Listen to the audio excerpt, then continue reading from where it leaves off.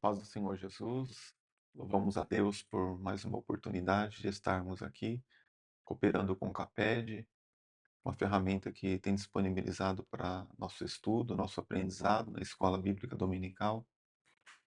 Hoje já estudando a lição número 11, a vinda de Jesus em glória. Está aqui conosco a nossa irmã Nilda, né? Esposa do pastor Josafá, companheiro de ministério. Está apresentando também a irmã. Agradeço a Deus também, a paz do Senhor para os irmãos. Agradeço por mais essa oportunidade que o Café de Santos tem nos dado. Meu nome é Nilda, como o irmão já falou, estou servindo ao Senhor ali na cidade de São Jorge II.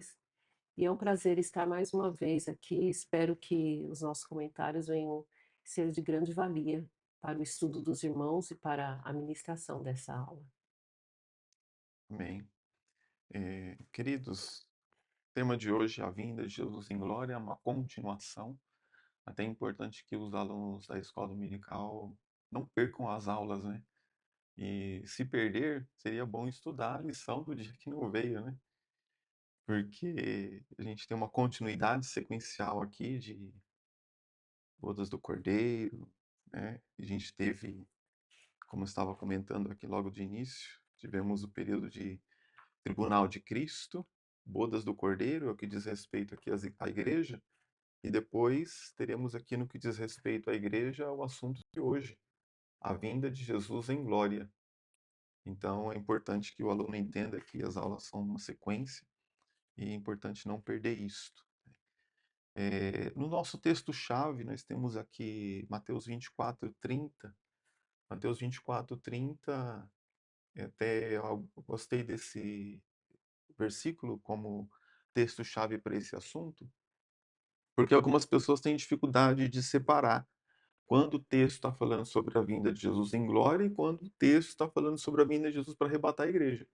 E, na verdade, os textos, muitas das vezes, eles se assimilam tanto que a gente tem uma dificuldade realmente de entender isso, e é um ponto questionável eh, na nossa doutrina, né?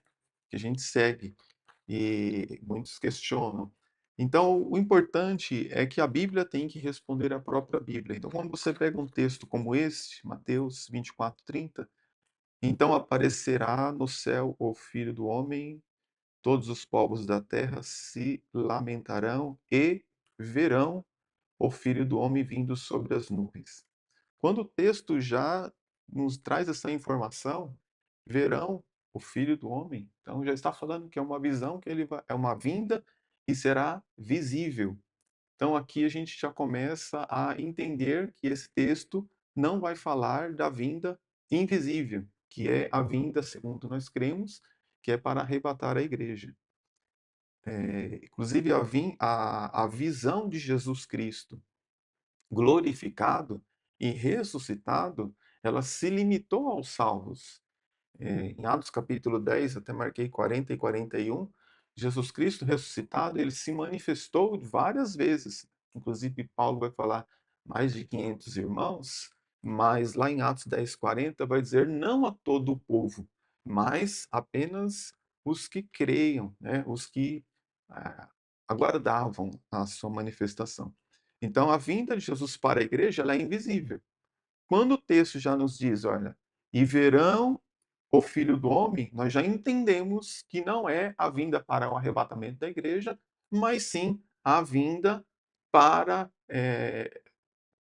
a sua vinda em glória, como está aqui no texto do tema da nossa lição. Inclusive, a gente pode pegar aí tantos outros textos, como, por exemplo, Mateus 24, Apocalipse 1 e 7 vai dizer que eis que ele vem com as nuvens e todo olho o verá.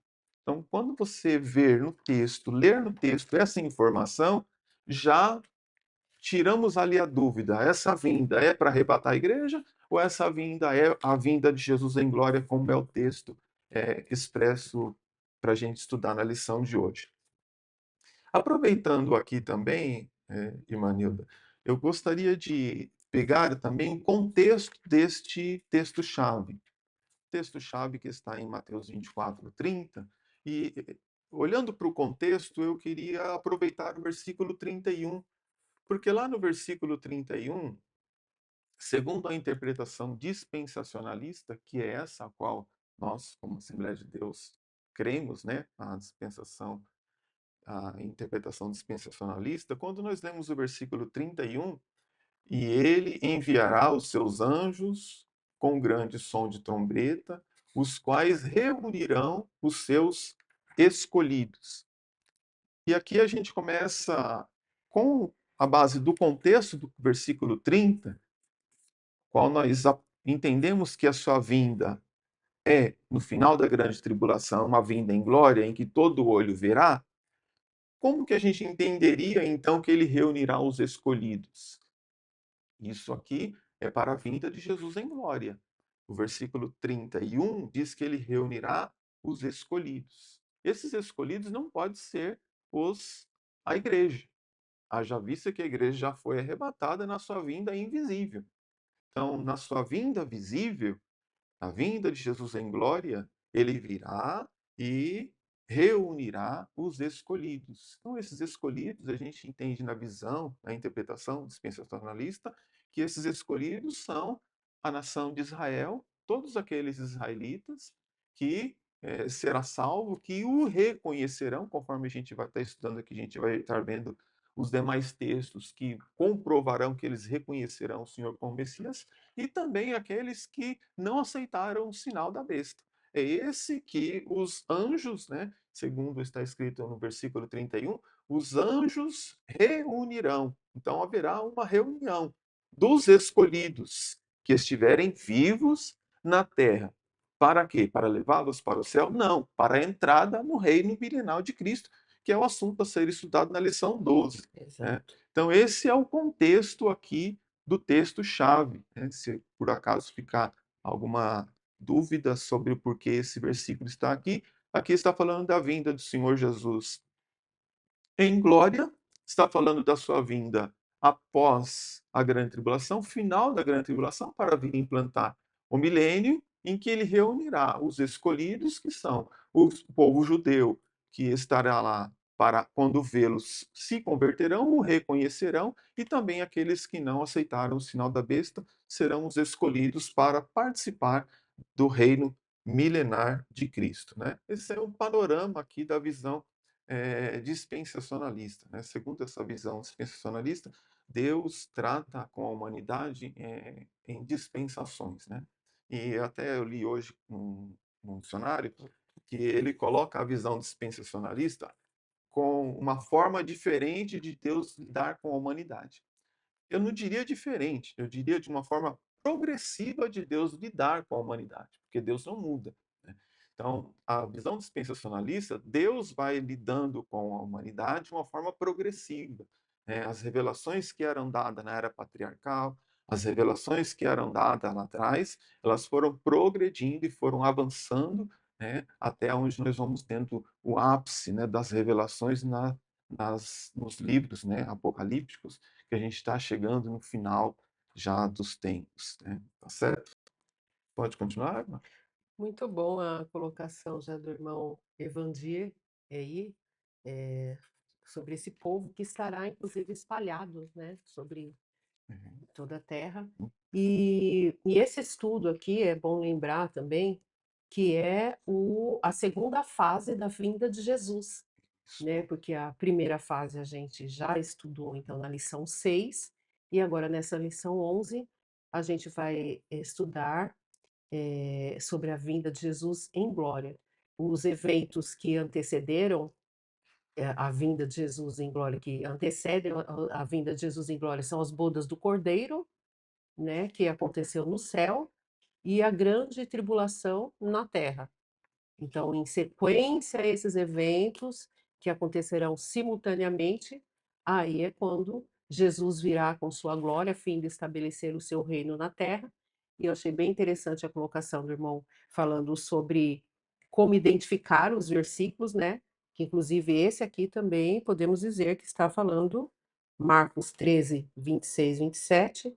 Então está falando dessa vinda de Jesus em glória, seguindo até essa dica que o irmão deu.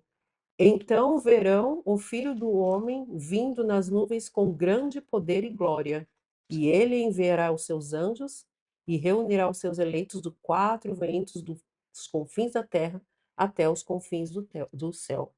É interessante que essa segunda vinda de Jesus, ela há mais referências a respeito dessa segunda vinda do que da própria primeira vinda de Exato. Jesus, né? É. Uhum.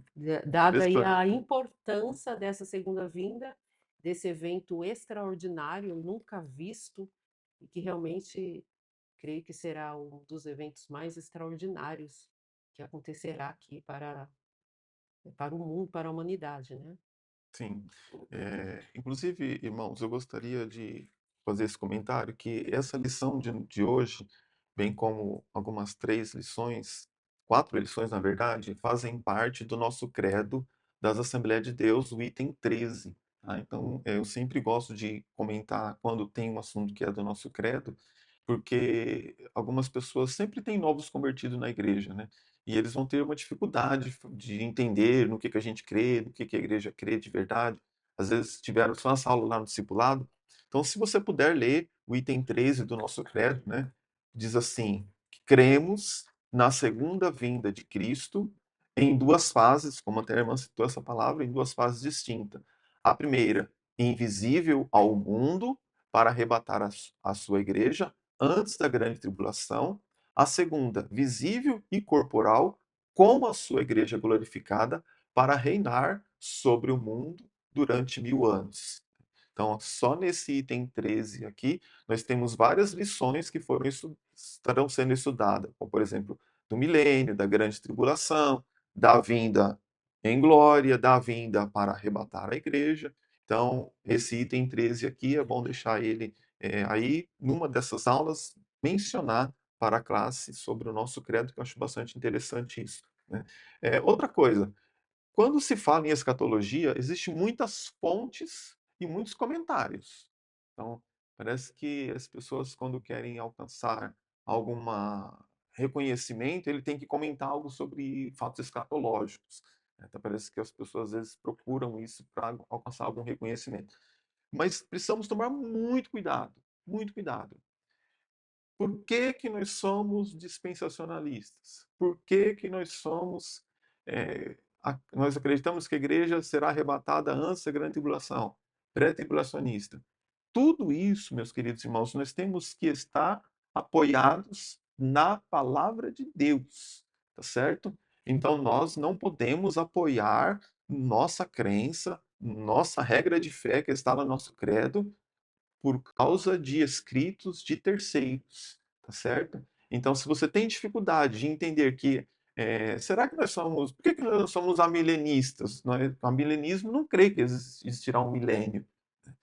Pela Bíblia, eu entendo que eu creio que existirá um milênio. Pela Bíblia, eu entendo que haverá um arrebatamento da igreja. Então, muito cuidado com tantas fontes de estudos escatológicos e use a Bíblia. A Bíblia tem que mostrar, provar aquilo que você crê, tem que estar primeiro na Bíblia. Tem que estar na Bíblia a regra de fé e prática nossa.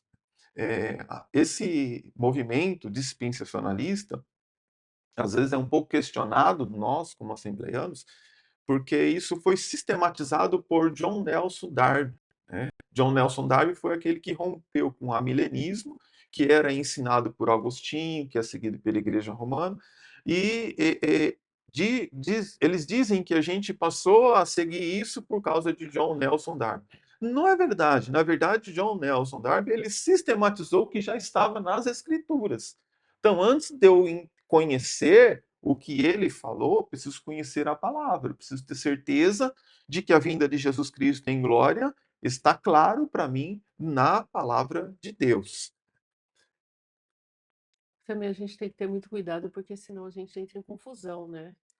E tanto a confusão de não conseguir definir o assunto, como na confusão de estar em briga. Quem Exatamente, acredita, né? interpreta, acredita de outra forma. E que muitas vezes pode ser que nem consiga provar pela palavra mesmo. Sim, né? Então fique com as escrituras, fique com a Bíblia, entenda isso, entenda por que você crê na vinda de Jesus Cristo em glória, entenda pela palavra de Deus, leia os textos. Eu confesso que tenho dificuldade de entender que não haverá um milênio. Por quê? É, Eu creio que existirá um milênio. Eu creio que Jesus Cristo virá em glória. Então, eu tenho dificuldade de crer que não haverá uma vinda de Jesus Cristo em glória. Por quê? Como eu próprio começamos dizendo aqui, todas as vezes que eu leio que ele virá, e que quando verá, eu entendo que é diferente do momento em que ele virá arrebatar a igreja, em que o mundo não o verá. Então, eu entendo isso pelas Escrituras. Então, nós precisamos ter esse entendimento pelo que nós lemos na palavra de Deus. Né? Seguindo aqui, por primeiro ponto, a volta visível de Jesus, e o texto diz que Jesus voltará com poder e glória. Né? Com poder e glória.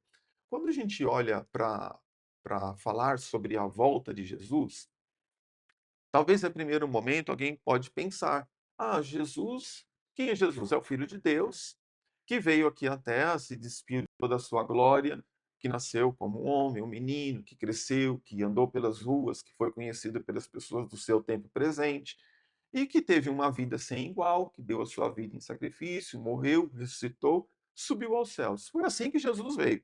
Agora estamos em outro momento. Estamos falando da vinda de Jesus em glória.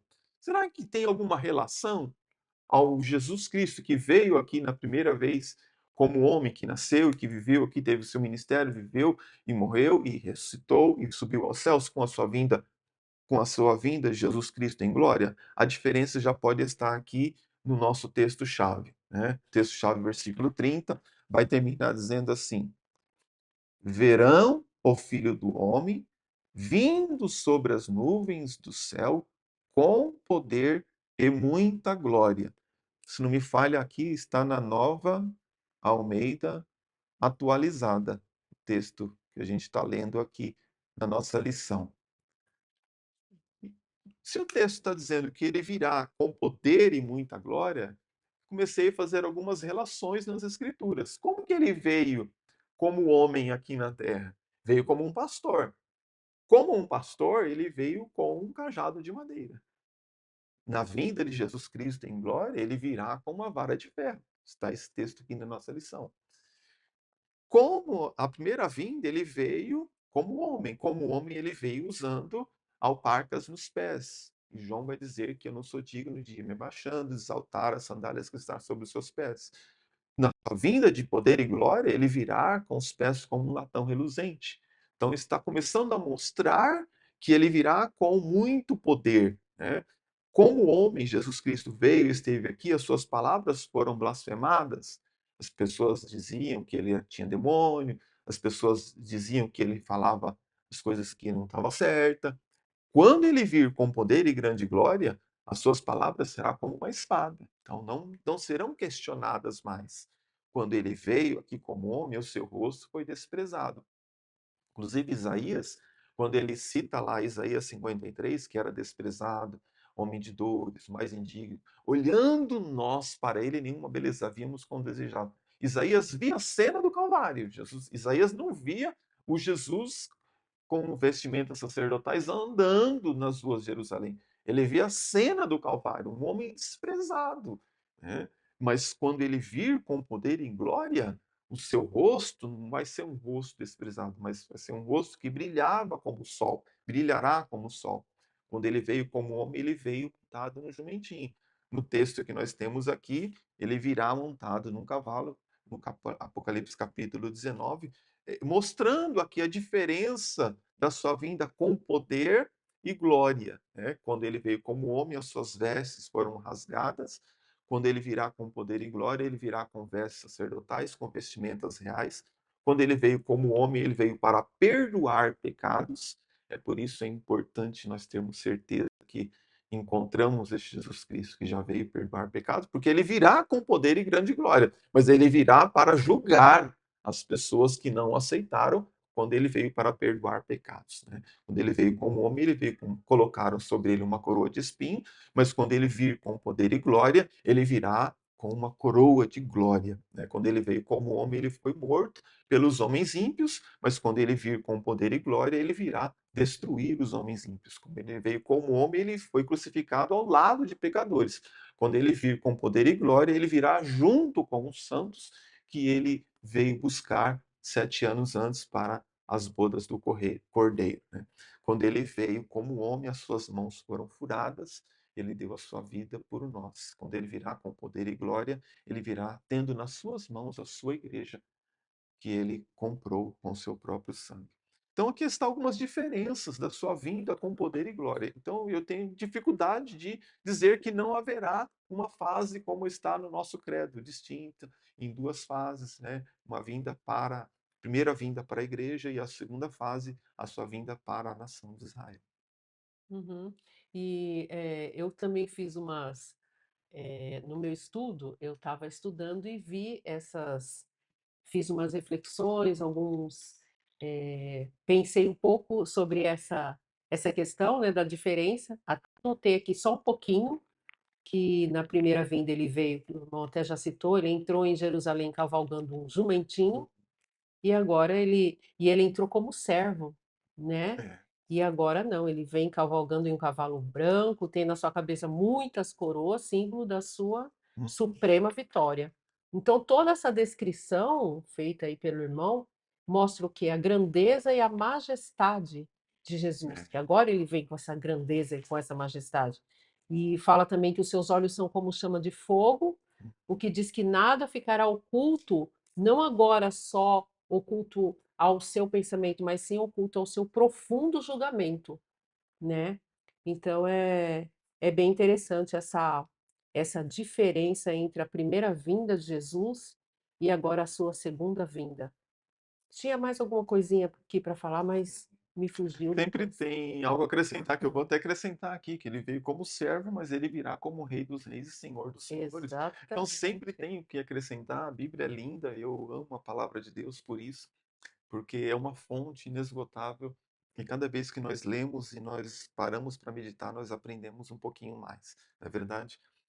Então, dito isso aqui sobre a vinda do Senhor Jesus, com poder e glória, nós temos aqui a letra B, o cortejo que acompanhará o rei. E eu amo muito essa questão aqui, quando fala essa questão do cortejo que acompanhará o rei, porque quando Jesus Cristo terminou o seu ministério e se ausentou, até mesmo quando nós lemos João, os últimos, a última semana de João, os capítulos 16, 17, 18, quando Jesus ora pelos seus discípulos, fala que estará se ausentando e virá um consolador, os discípulos ficaram com aquela inquietação, vamos deixar o Senhor, vamos perder o Senhor de ter estado 3 anos ao lado de Jesus, imagina tudo aquilo. Mas Jesus então conforta-os dizendo, quando Jesus termina lá em Mateus capítulo 28, versículo 20, o Senhor Jesus disse assim, ensinando-as a guardar todas as coisas que eu vos tenho ordenado, e eis que estou com vocês todos os dias até o fim dos tempos. Bom, se Jesus está conosco todos os dias até os fim dos tempos, nós cremos que Ele está conosco hoje em espírito. Uhum, Mas quando ele vir para arrebatar a igreja, nós subiremos para o céu e nós vamos estar com o Senhor. Então imagina Jesus agora, que nós estamos no céu com Jesus, Jesus se ausentar de nós, aqui no nosso pensamento, materializando isso, né?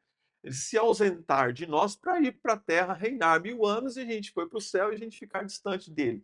Por isso que nós vamos acompanhá-lo. Nada vai mais nos separar de Jesus Cristo. Eu acho isso lindo, né? Porque nós almejamos esse encontro, o casamento, a noiva, o noivo. Ora vem, Senhor Jesus. Então, quando nós subirmos a encontrar com o Senhor, nada mais nos separará. Até Paulo diz assim: nada pode nos separar do amor de Deus que está em Cristo Jesus. Está falando dessa união espiritual. Todavia, quando formos arrebatados, que tivermos nossos corpos transformados, nossos corpos incorruptíveis, então sim, nós poderemos cantar o hino da vitória, que nós não vamos nem separar de Jesus por nada. Ou seja, Jesus virá à terra reinar por 1000 anos, estaremos juntos com eles, vamos com ele. Então nós temos aqui Mateus 28, 20, que diz isso, João 14, 6, que diz assim: E quando eu for e preparar lugar, voltarei e vos receberei para mim mesmo, para que onde eu estou, vocês estejam também. Então, Jesus Cristo vai vir reinar, nós vamos estar vindo reinar com ele.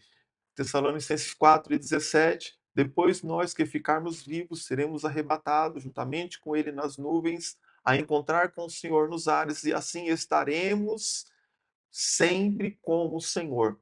Judas, versículo 14: eis que vem o Senhor com milhares dos seus santos. Então, quando está falando aqui que viu o céu aberto, e isso com um cavalo branco, e que estava sentado sobre ele, chama-se fiel e verdadeiro, julga e peleja com justiça, neste momento nós estaremos juntos com o Senhor Jesus. Glória a Deus por isso. Nada nos separa do amor de Deus, né?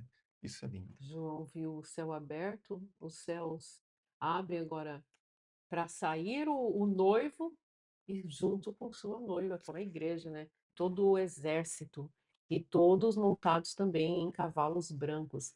E é tudo muito lindo porque nada mais é do que as promessas de Jesus sendo cumpridas, É, né? verdade. Todos esses acontecimentos. E aqui o irmão já citou, né, o versículo 14: o exército de anjos descerá com Cristo, salvos que são os salvos, e é por isso que também fica um pouco difícil da gente entender outras linhas. Eu estive estudando bastante, e aí eu fiquei assim naquele pensamento: e onde acontecerá as bodas, né? Porque parece, no nosso entendimento, parece todo um acontecimento que a igreja será recebida e acontecerá as bodas, e aí vai haver um momento de Cristo se manifestar com poder e glória junto com a igreja que já estava com ele, Sim. né? E quando a gente pensa num único momento, aí a gente não consegue encaixar muitas É, coisas. quando nós entendemos pela Bíblia o que cremos, nós temos dificuldade de entender o que não condiz com o que nós cremos. Isso é bom. Nós não cremos porque alguém Exatamente. escreveu, mas porque nós entendemos isso pelas Escrituras Sagradas, né?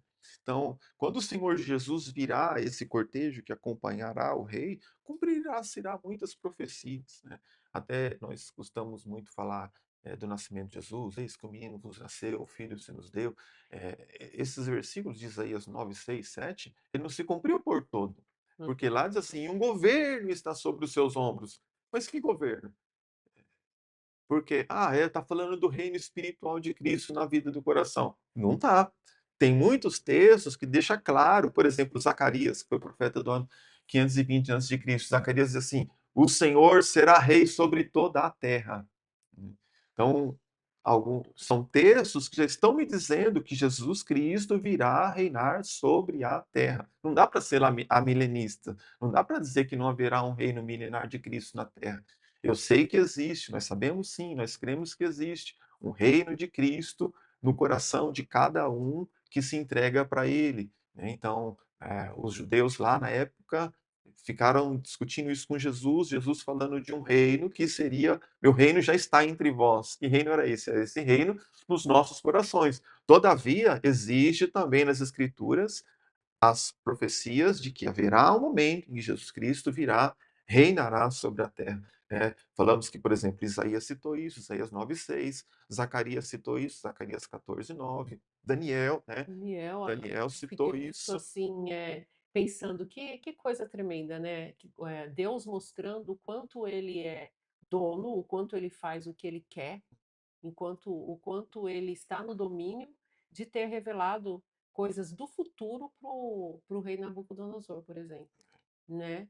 Então, e ali Daniel também na interpretação ele também cita essa questão, né, que Jesus vem para reinar, sentar-se no trono Sim. de Davi. É. O que eu me maravilho quando eu consigo enxergar esses textos, por exemplo, eu pego um texto de Isaías, eu pego um texto de Daniel, pego um texto de Zacarias, por exemplo, Lucas 1:31, e quando diz a Maria, 21, 22, né? Eis que será grande, será chamado Filho do Altíssimo, e o Senhor lhe dará o trono de Davi, seu Uhum. pai, e ele reinará para sempre a casa de Jacó, e o seu reinado não terá fim. Quem está dizendo isso é um anjo. Então, a Bíblia, ela é tão completa, é, ela se completa entre si. Não é por Temos vários textos de tempos diferentes, pessoas diferentes que não se conheciam e que falaram inspirados pelo Espírito, e quando você junta tudo, você dá a impressão que ele leu aqui e escreveu aqui. E não foi isso, não é verdade. Na Por verdade, é o isso que Deus da Bíblia, o dono da palavra, estava ministrando nas pessoas para que nós tivéssemos hoje essa riqueza. por isso que como alguém já disse, é mais difícil, é mais improvável, acreditar que a pessoa não crê, do Uhum. que crer É, realmente, é né, verdade. porque é difícil você contestar tudo isso, né. É Sim. realmente é bem mais intuitivo, se fôssemos falar, essa é uma palavra bem pobre, né, crer do que deixar de crer.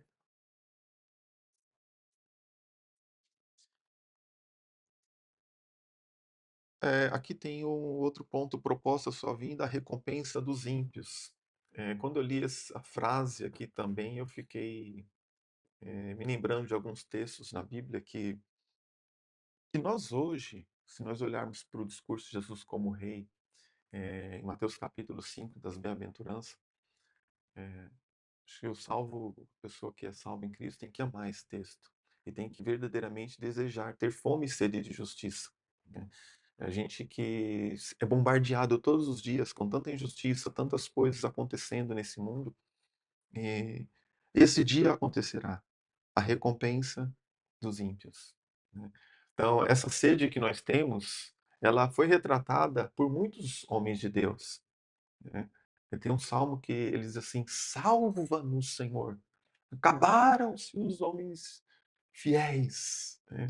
Então, Salmo 94 diz assim, Salmo 94, versículo 2 e 3: até quando, Senhor, os ímpios, até quando os ímpios exultarão? Então, quando eu li assim, a recompensa dos ímpios, eu pensei assim, esse até quando chegou, Chegou. né? Esse até quando, por exemplo, Abacuque, ano 600 antes de Cristo, ele diz lá, Abacuque capítulo 1, versículo 2: até quando, Senhor, clamarei eu pedindo ajuda e o Senhor não me ouvirá?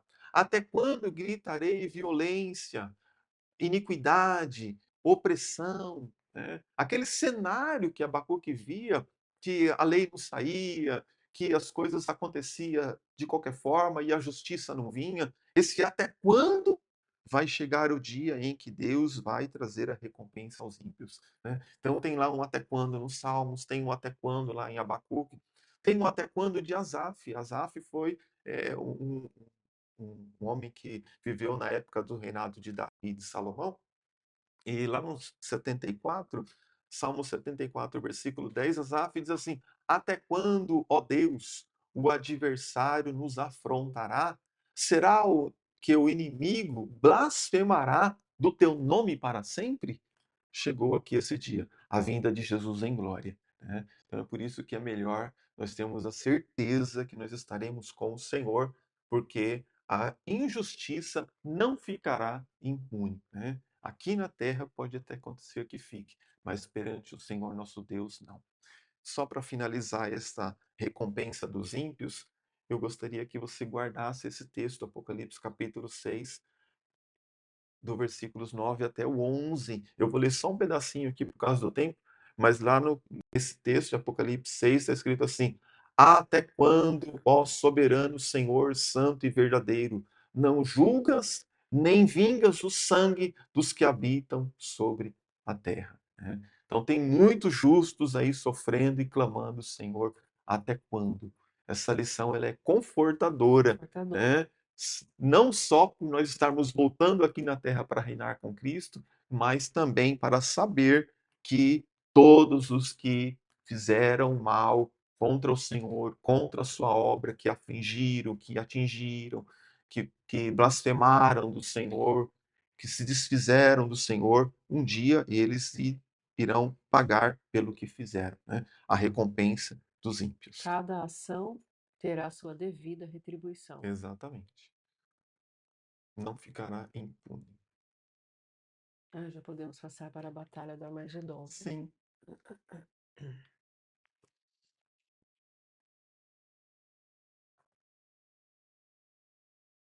Posso continuar? Posso. Irmãos, aqui está a letra B, a batalha do Armagedon. Eu gostaria de fazer uma pausa aqui. Eu acredito que durante a aula o professor pode não ter tempo de falar tantas coisas assim. Mas é bom você ter em mente é, o contexto. Porque imagine você, as pessoas entendendo. Nós estávamos lá no céu com o Senhor, participando das duas lições que nós já estudamos aqui. Tribunal de Cristo, recebemos o galardão, bodas do Cordeiro, né? A ceia que a gente faz aqui, celebra aqui, é apenas o símbolo. Lá nós cearemos com o Senhor. E, de repente, tem aqui a lição Grande Tribulação, personagens, a vinda de Jesus em glória. Nós que estávamos nas bodas do Cordeiro, voltaremos aqui na terra com Cristo para reinar. Só que qual o cenário que a gente vai encontrar aqui na terra quando nós voltarmos? Estávamos ausentes. Né? Segundo o nosso credo, nós seremos arrebatados, estaremos com o Senhor e aqui no céu acontecerá o período da grande tribulação. Nós estaremos livres da grande tribulação. Né? Inclusive, tem até um texto aqui em Apocalipse, comentei esses dias lá com a igreja, quando estudamos as cartas às igrejas, e aqui a carta à igreja de Filadélfia, capítulo 3 e versículo 10, como guardaste a palavra da minha paciência, eu também te guardarei da hora da tentação, que há de vir sobre todo o mundo, para tentar os que habitam na terra. Né? Então, esse texto a gente entende que a igreja não estará aqui no período da grande tribulação. Esse também outros, né? Mas eu te guardarei da hora da tentação que há de vir sobre todo o mundo. Então, não é um simples lugar, mas é sobre todo mundo. Se é sobre todo mundo, ele vai guardar todos os crentes de todo mundo, então o crente não pode estar aqui no mundo, tem que estar em outro lugar. Vai estar com o Senhor no céu. Para tentar os que habitam na terra. Se nós formos arrebatados, nós não vamos estar habitando na terra. Então nós subiremos, estaremos com o Senhor. E aí, de repente, nós voltamos aqui para a terra com Jesus para reinar, mas nós encontramos um cenário que vai acontecer o quê? Uma recompensa dos ímpios e uma batalha acontecerá aqui na terra. Por que essa batalha? Conforme nós já estudamos aqui nessas duas últimas lições, da grande tribulação, o anticristo ele estará preparando o seu cenário para reinar aqui na Terra, enganando as pessoas. O seu período de 7 anos, ele mostrará-se como um grande líder, um grande político, conseguirá muito apoio de muitas nações.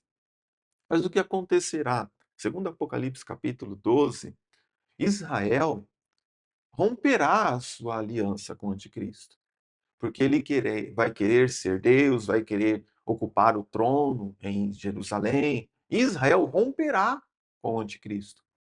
Israel rompendo-se com ele, Israel é a mulher que foi escondida, foi guardada no deserto. Né? Israel é guardado no deserto, na Judéia, e o anticristo dá continuidade ao seu período de governo terreno. Todavia, no contexto da grande tribulação, nós vamos ter, do capítulo 16, por exemplo, várias taças da ira de Deus sendo derramadas sobre a terra. Então, nós teremos lá, capítulo 16, né? Uma chaga maligna sobre todos os homens. Depois, o mar e os peixes todos são mortos. Depois, terceira taça, a água potável é contaminada. Depois, a quarta, as temperaturas da terra sobem muito, contaminação no sol. Depois, versículo 9 do capítulo 16, o nome de Deus é blasfemado. Depois, a quinta taça, as pessoas mordiam a sua língua de dor. O que está acontecendo aqui o cenário? Um cenário de profundo caos está se instalando aqui na Terra. Como o anticristo é um governo, é um líder político, ele vai precisar arrumar um bode expiatório. Assim como todo político faz. Né? Quando está dando um problema, tem que arrumar um bode expiatório. Vai ser da seguinte maneira: o bode expiatório do anticristo, a culpa é de Israel. A culpa é do judeu. Porque eles não adoram, eles não aceitam nosso governo, eles não aceitam isso, porque Israel não vai aceitar mesmo o anticristo querendo se passar por Deus. Então, ele vai convencendo as nações, porque isso que está escrito aqui, essa batalha do Armagedon, em que todas as nações se reunirão para batalhar contra Israel, não vai surgir assim Do do nada. nada. Então, o anticristo vai utilizar desse bode expiatório. Ele vai, não, a culpa é de Israel. Vamos acabar com Israel, que a gente vai dar certo. Então, todos os nossos planos não dão certo, porque Israel não aceita. Então, ele consegue o apoio das nações para virem, para batalhar contra Israel. Então, esse ajuntar das nações para vir batalhar contra Israel, o cumprimento dessas palavras proféticas pode sim ter esse caminho, né? Pelo fato de Israel não aceitar o governo anticristo e querer ser protegido por Deus, porque a vontade do diabo era destruí-lo. Mas a Bíblia diz que Deus o protegerá. Que, inclusive, eu até olhando isso daqui, eu comecei a pensar, porque quando a gente olha para a Batalha do Armagedon, então todas as nações vão juntar-se para matar Israel. Isso parece novo para quem estuda a Bíblia? Não, Não. não. Porque se olhar para Israel no Egito, na época de Moisés, qual que era a ordem de Faraó? Mata os meninos. Qual era a intenção? Matar Israel. Né? Se olhar para o cativeiro babilônico, Nabucodonosor vai lá, leva todos para o cativo, é, tenta ensinar uma língua dos caldeus, a cultura dos caldeus, o que eles querem? Acabar com a nação de Israel. Se olhar, por exemplo, para Esther, né, o período lá de Amã, já é o Império Persa, qual que era o objetivo lá? Acabar com os judeus. Né? Se nós olharmos para todos esses momentos de impérios, depois tem os romanos que vieram e destruíram o templo, temos tantos outros aí, até a lição nossa não vai permitir comentar aqui o tempo dos gregos, né, de Alexandre, inclusive Flávio Josefo tem um texto muito interessante sobre isso, na época que os gregos quiseram destruir Israel, mas a época da Inquisição, dos nazistas, o pensamento antissemitismo, ele é muito visto ainda nos dias atuais. Então, aqui, quando nós olhamos para o contexto da Batalha do Armagedon, nós podemos entender assim: olha, está muito perto, não é É verdade? verdade. Está muito perto. Por quê? Porque a história já nos mostra isso vindo, sempre tendo uma tentativa de acontecer e realmente um dia isso acontecerá. Né? Daniel fala que virá nações do Oriente, virá nações do Norte. Então a gente tem aí exércitos poderosos na China. Inclusive, quando eu olhei aqui para um texto de Apocalipse capítulo 16, versículo 12, que diz assim: o rio Eufrates se secará. Né? Então, o rio Eufrates se secando é uma grande passagem para que nações invadam ali o deserto da Judéia, né? Onde acontecerá muita coisa, né? Porque a Bíblia diz que Jesus virá e se manifestará no Monte das Oliveiras. Então, são caminhos abrindo para as nações irem se ajuntarem contra Israel, onde acontecerá então a descida do Senhor Jesus e a sua manifestação de Jesus em glória. Ou seja, a história vai se repetindo, né? Uhum. Tanto a gente vê tudo que o irmão relatou no texto bíblico, como também na história humana, a gente vê essa sequência dos povos contra Israel. E mais uma vez, nesse momento, é isso que o irmão já relatou tudo, o que vai acontecer, que é o momento que Israel, então, vai clamar por socorro. Exatamente. E aí, todas aquelas promessas que estavam lá do socorro que viria, né, vai se cumprir nesse momento, quando é o momento que Jesus vem em glória, e aí vai acontecer a conversão de Israel, né, que está lá em Zacarias, inclusive.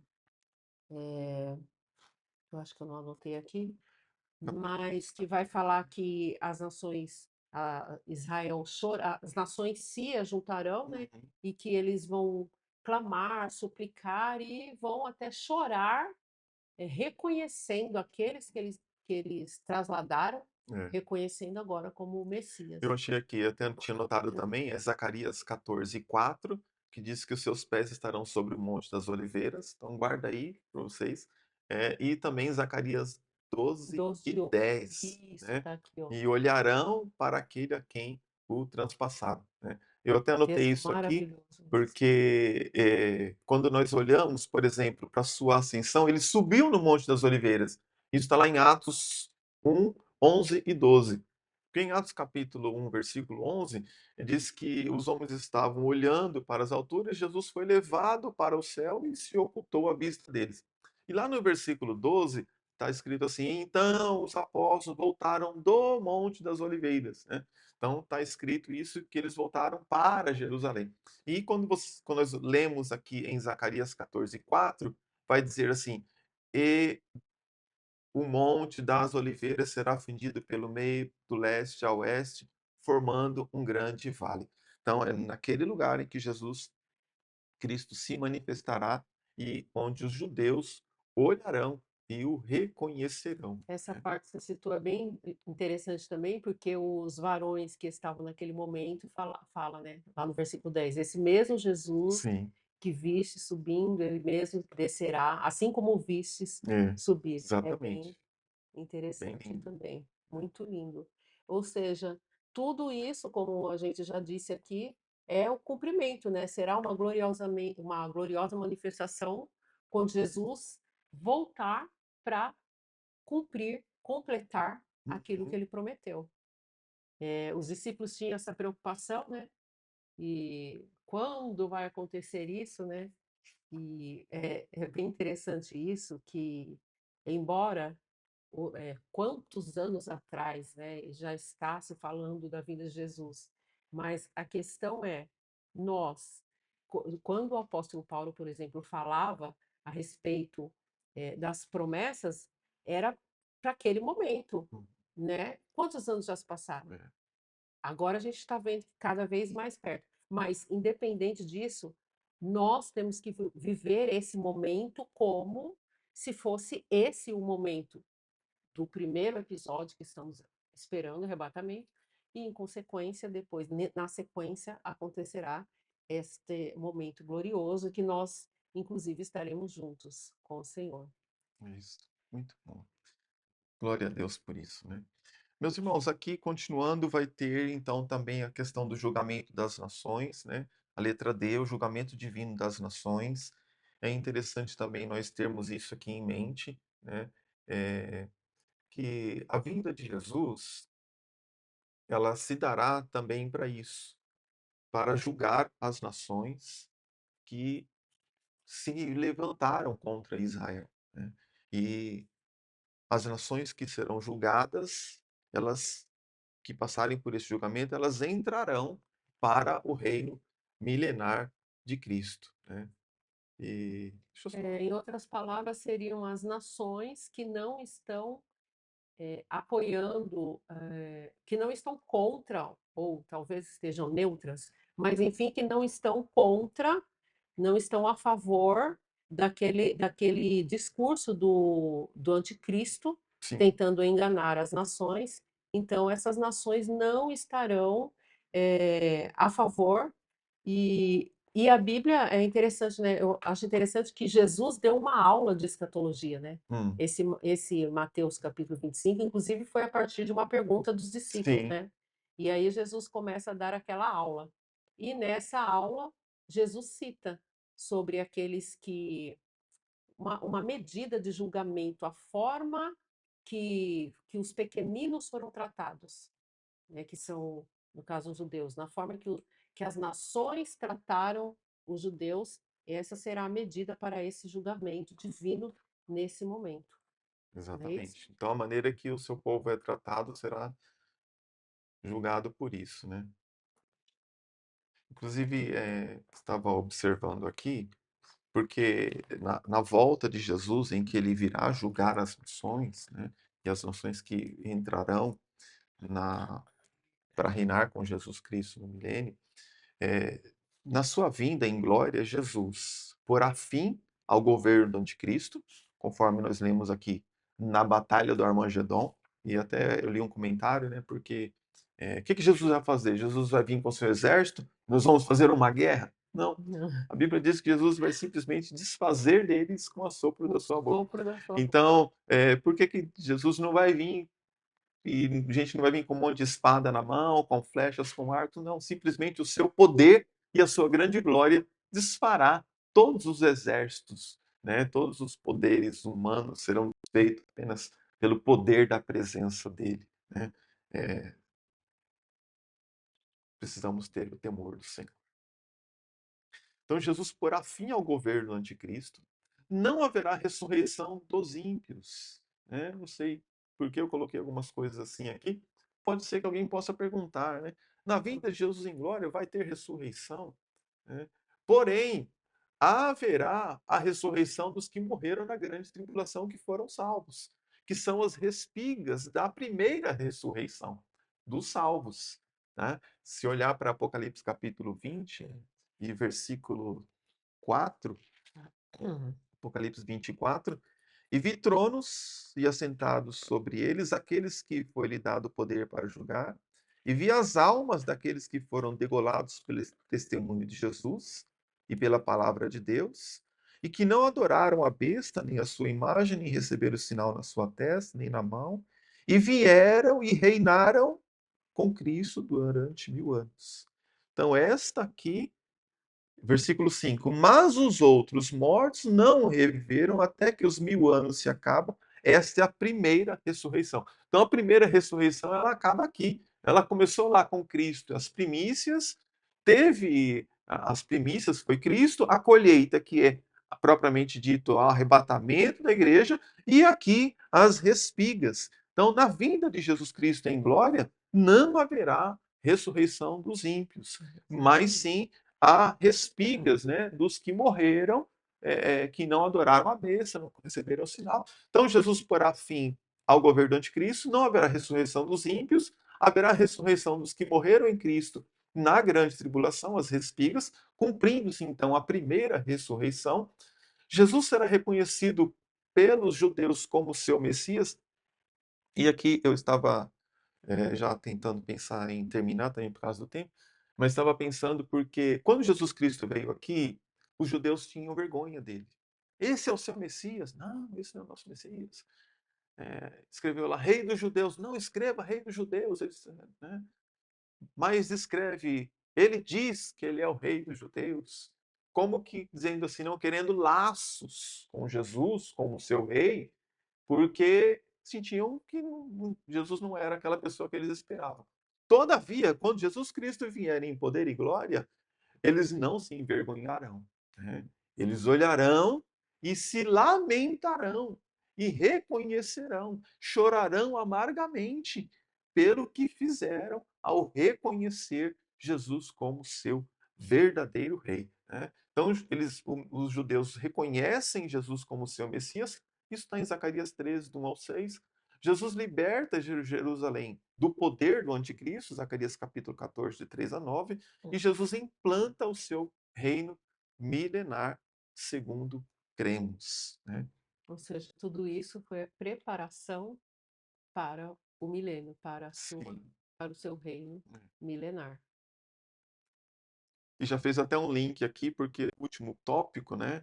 Quem sabe no tempo não seja permitido comentar tanto sobre ele, fica como que é, um link para a Para a lição de próxima número lição. 12, né? Um link para a lição número 12, porque nós olhamos aqui também e poderíamos dizer sobre a questão de Satanás, a prisão, aprisionamento de Satanás, né? Quem estará com Cristo no milênio, período de 1000 anos de reinado, um tempo de paz, justiça, entrarão também todos aqueles que não adoraram a imagem. Apocalipse 24, nós fizemos essa leitura aqui. Amém? Acredito que podemos ter ajudado, né? Nós vamos caminhando aqui para o final, que nós possamos estarmos afinar com afinidade com a palavra de Deus, né? Se te ficou alguma dúvida, estudar um pouquinho mais, ler um pouquinho mais e não deixar de orar ao Senhor, né? Ter sempre como regra a própria palavra de Deus para tirar todas essas dúvidas que nós podemos ter, né? E se não fecharmos em alguma coisa, não se incomode de pesquisar e de entender o que você não fechou, né? Seja sincero, seja transparente, creia no que você vive, no que você está lendo, está aprendendo, e que Deus possa abençoar cada um das suas aulas. Eu quero somente agradecer também e recomendar um livro aqui, ó, muito bom esse livro, não sei Ah, se o irmão tem. conhece, mas eu comprei recentemente, Uhum. e aqui ele vai, tem bastante detalhes interessantes para que ajuda também no preparo dessa aula. Que Amém. Deus abençoe a todos, que você possa, ter uma boa aula, uma boa ministração, que o Senhor possa estar usando todos os professores mais uma vez nessa lição tão maravilhosa.